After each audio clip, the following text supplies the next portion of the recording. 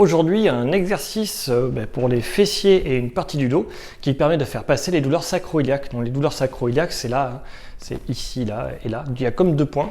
C'est deux petites articulations et on peut avoir mal à cet endroit-là quand on serre trop les fessiers et souvent, il faut serrer les fesses et prendre cette position un peu trop en avant. C'est ces deux paramètres qui permettent vraiment de décentrer l'articulation sacro-iliaque. Des fois, il y a aussi les problèmes de ventre qui nous obligent à garder cette position-là. On contracte les fessiers, on a mal à ces deux points.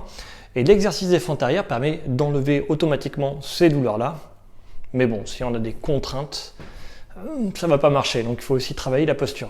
Mais d'abord l'exercice. Je mets les deux pieds sur une même ligne, devant. Je mets un pied derrière et je reviens devant.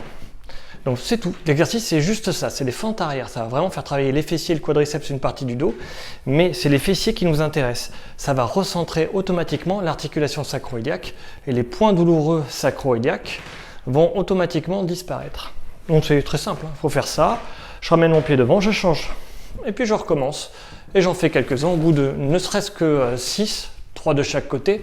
Si vous avez des douleurs sacro-iliaques, elles vont de suite diminuer. Mais dites-vous que ce n'est qu'une question de posture qu'il va falloir changer, sinon les points vont revenir au bout de pas grand-chose de temps. Dès que vous reprenez la mauvaise posture, vous aurez mal. Alors, une subtilité sur cet exercice, parce qu'il y en a, je peux le faire comme ça. Donc ce qu'il faut faire, c'est la jambe avant qui me tracte complètement. Si c'est pas le cas, je vais avoir des problèmes. Voilà, c'est tout. Donc je mets un pied derrière, et là je mets mon poids ici, en fait je me lève ici en diagonale, pour mettre mon poids, que ce soit vraiment ma jambe qui travaille. Ma jambe avant. Et là, mes fessiers vont travailler. Dites-vous que les fessiers, ils rentrent en action, je tousse beaucoup, dans le retour d'extension de 90 à 60 degrés. Donc là où ils travaillent vraiment, c'est de là à de là. C'est ça qui compte, ce mouvement. On peut le faire sur une chaise aussi. On peut aussi monter les marches deux par deux dans les escaliers. Ça, c'est très bien pour les fessiers. C'est leur fonction vraiment où les grands fessiers vont entrer en action, c'est ça.